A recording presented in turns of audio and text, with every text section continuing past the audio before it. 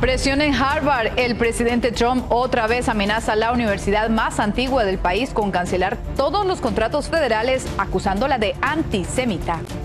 Un congresista estadounidense fue a El Salvador con el fin de visitar a Kilmar Abrego García, el migrante deportado por error. A pesar de que la embajada tramitó la visita, le negaron verlo. Conmemoración por el Memorial Day en un parque de Filadelfia terminó en tragedia. Un tiroteo cobró la vida de 2 personas y dejó heridas a otras más. Y un ex jefe de la policía que había sido encarcelado en Arkansas por asesinato y violación se encuentra prófugo. Logró un escape audaz y sigiloso. Así comienza su noticiero 24 horas.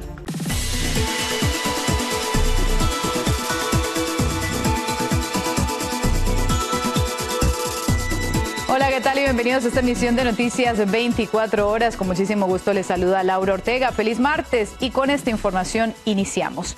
El gobierno de Estados Unidos intensifica la presión contra Harvard, tomando pasos para cancelar todos los contratos federales con la universidad valorados en $100 millones y una congelación adicional de $3,000 millones.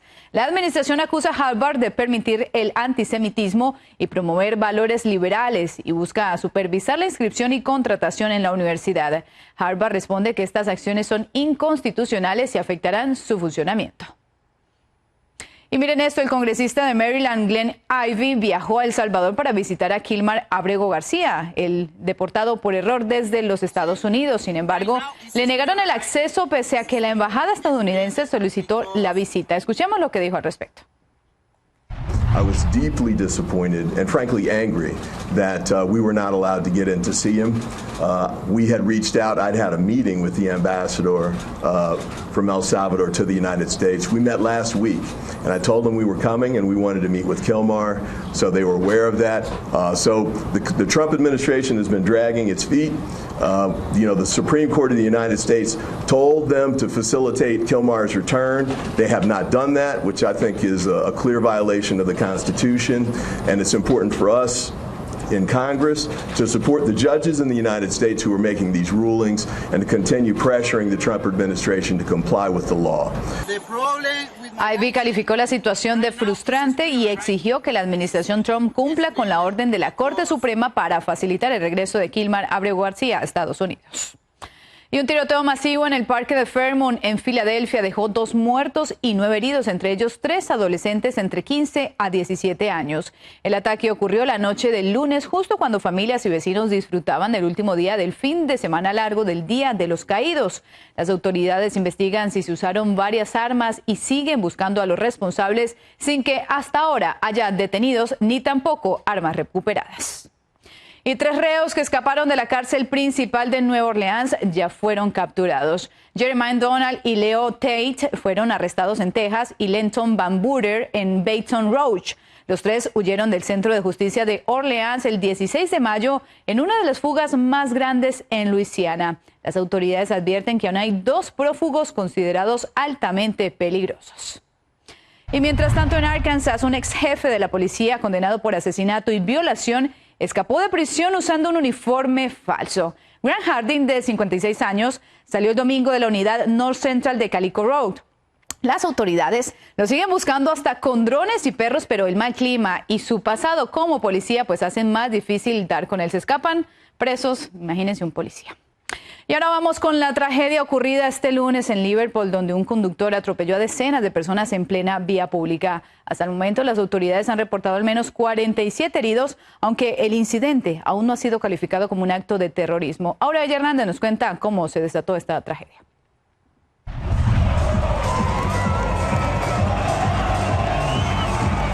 Lo que debió ser una jornada de celebración para los aficionados de Liverpool FC se tornó en tragedia. Durante el desfile para el título de la Premier League, un vehículo atropelló a decenas de personas en el centro de la ciudad.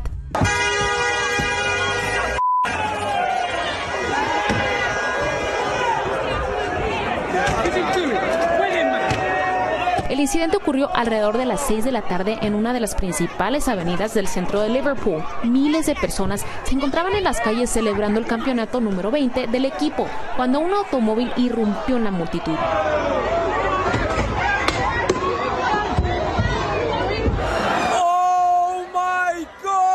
El conductor, un hombre blanco de 53 años, residente de Liverpool, fue detenido en el lugar por la policía. Las autoridades han confirmado que decenas de personas resultaron heridas, incluyendo 2 agentes de policía.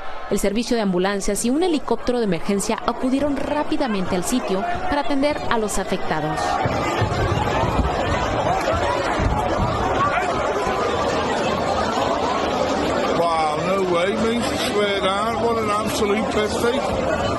El equipo Liverpool FC expresó su solidaridad con las víctimas y agradeció la rápida respuesta de los servicios de emergencia, mientras las autoridades continúan investigando las circunstancias del lamentable suceso.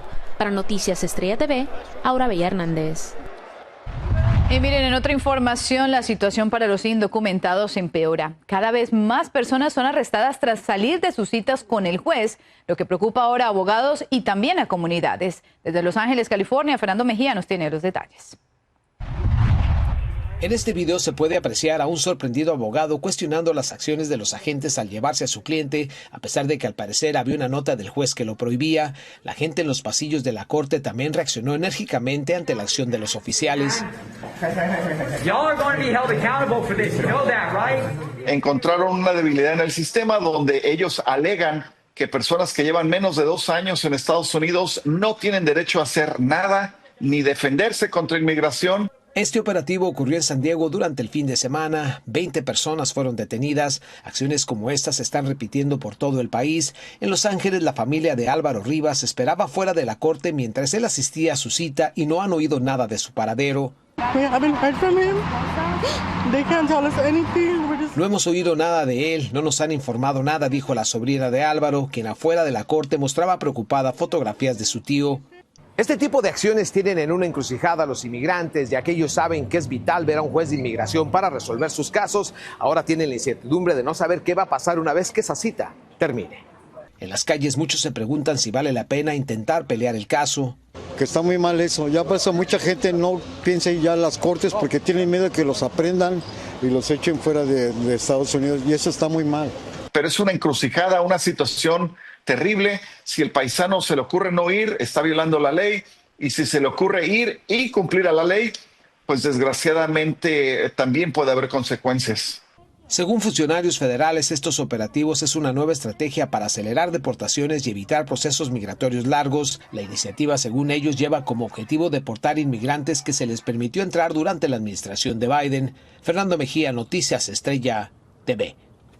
Y miren, apenas inicia el verano y ya se reporta la muerte de un niño de tan solo 1 año por golpe de calor dentro de un vehículo. La policía de Albuquerque, en Nuevo México, informó que el menor fue dejado varias horas dentro de una camioneta caliente bajo el cuidado de un adulto el pasado domingo. Aunque la temperatura exterior no era extrema, el interior del vehículo alcanzó niveles mortales. Hasta ahora no se han presentado cargos, así que usted tenga mucha precaución con sus hijos. Nosotros no queremos seguir informando estas malas noticias. Con esta información vamos a hacer una pequeña pausa. No se mueva, ya regresamos. En México cada vez más se acercan las próximas elecciones del Poder Judicial. Una de las polémicas que ha levantado en la población son los candidatos. Les contamos esto y más en minutos. Además, continúa el paro de maestros en la Ciudad de México. Conozca las reacciones de manifestantes, así como los de los afectados. Ya volvemos, no se vayan.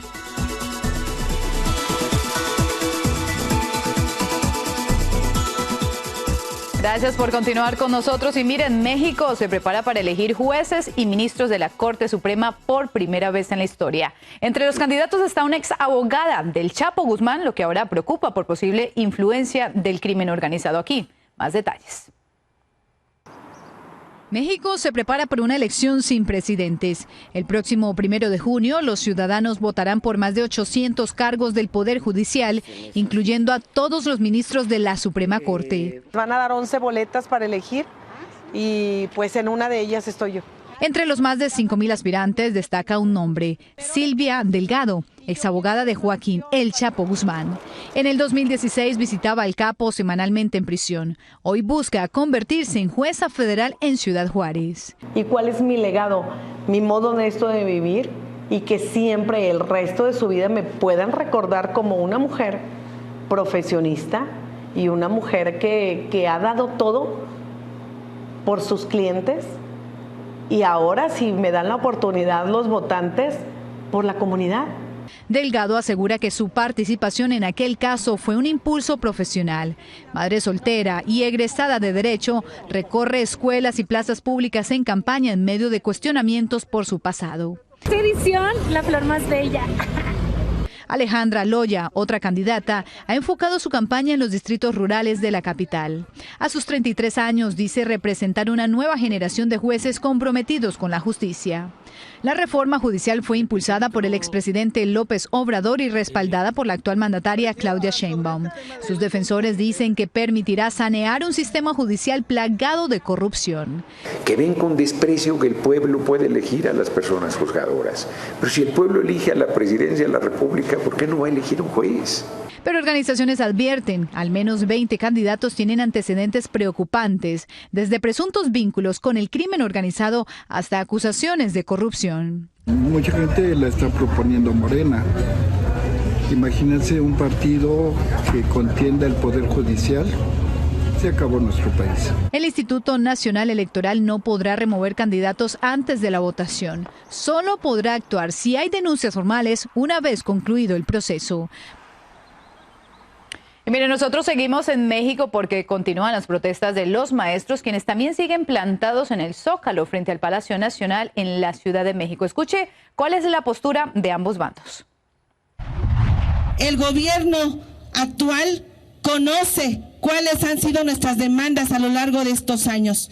Y hoy queremos preguntarle a la presidenta Claudia si está del lado de los trabajadores o está del lado de estas empresas que han tenido ganancias millonarias, que son las Afores. Si bien es cierto que nosotros tampoco estamos de acuerdo con la reforma del 2007 que hizo Calderón, regresar a una situación previa a la del 2007 en este momento representa una carga a las finanzas públicas que no puede atender el Estado mexicano. Estos bloqueos del lunes afectaron a canales de televisión como Televisa, TV Azteca y el Canal 6. Además, las Secretarías de Educación Pública, de Hacienda y el Instituto Nacional Electoral. Y 2 mandos de la Policía de Ciudad de México fueron suspendidos tras ser señalados por manipular evidencias en la investigación del homicidio de 2 funcionarios. La acusación surge luego de que un periodista filtrara un audio con conversaciones entre ellos, como nos cuenta nuestro compañero Víctor Blázquez. 2 mandos de la Policía de la Ciudad de México fueron separados de sus cargos para ser investigados por asuntos internos. Los señalan de presuntamente haber manipulado evidencias de forma indebida tras el homicidio de la secretaria particular y asesor de la jefa de gobierno, Clara Brugada. Los supuestos responsables son la jefa de sector Nativitas y la encargada de patrullas Delta. Presuntamente movieron el chaleco y casco que el agresor dejó tras el ataque. Un audio filtrado comienza con una voz dura reclamando: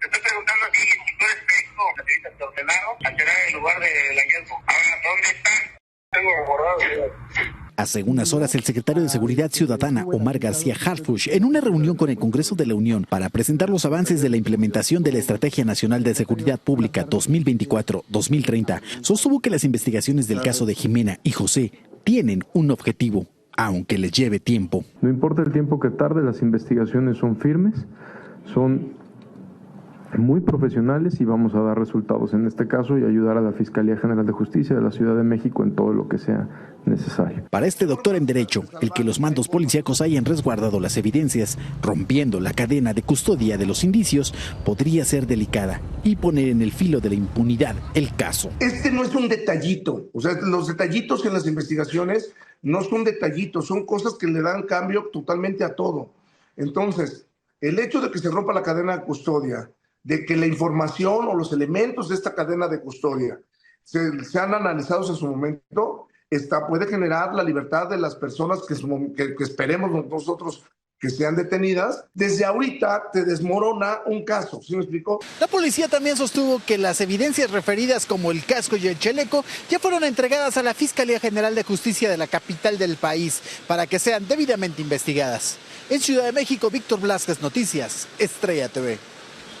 Y mientras tanto, en Michoacán la violencia sigue imparable. Este fin de semana, asesinatos y bloqueos por la guerra entre cárteles afectaron a varios municipios. Nuestro corresponsal, Óscar Pantoja, nos tiene esta información. La violencia en Michoacán va en aumento. 133 personas han sido asesinadas en lo que lleva este mes de mayo. Las autoridades aseguran que se deriva de los ajustes de cuenta entre los cárteles. Morelia, Zamora, Paxingán y Uruapan son los municipios más violentos. El crimen organizado asesina, secuestra, extorsiona y despoja de sus pertenencias a comerciantes sin un freno de las autoridades. Carlos Manso, alcalde de Uruapan, ordenó a sus policías abatir a los delincuentes de ser necesario. Declaraciones que generó polémica y reacciones de la presidenta de México, Claudia Sheinbaum. Delincuente que se topen, que ande armado y que se resista a ser detenido o que agreda a la ciudadanía, que ustedes los detecten en la calle o en los operativos, hay que abatirlos. No hay que tener ninguna consideración con ellos. Tan solo el fin de semana pasado asesinaron a 18 personas en diversos municipios del estado. Hubo narcobloqueos y enfrentamiento que dejaron 2 policías muertos en Tinguindín. Por su parte, el gobernador de Michoacán, Alfredo Ramírez Bedoya, asegura que la ola de violencia es generada por la pelea entre grupos del crimen organizado que se disputan las fronteras con los estados de Jalisco, Guanajuato y Colima. Hubo un operativo muy intenso en Santa María del Oro, Jalisco, que es frontera inmediata con Cotija y esta zona de Tocumbo, Tinguindín, Los Reyes. Por eso la reacción de la delincuencia. En el propio tema de Tuzantla también hubo una persona abatida, hubo un detenido. Los operativos por parte de la Guardia Civil y militares continúan. Sin embargo, la reacción desde los grupos armados han generado bloqueos carreteros con quema de vehículos. Desde Michoacán, México, Oscar Pantoja II, Noticias, Estrella TV. Qué triste esta situación. Y mire, con esto vamos a hacer una pequeña pausa. No se mueva, ya volvemos. Una variante del COVID-19 más contagiosa se está expandiendo por varios estados del país, pero hay menos vacunas. ¿Cómo nos podemos proteger? Les contamos de esto y más en minutos.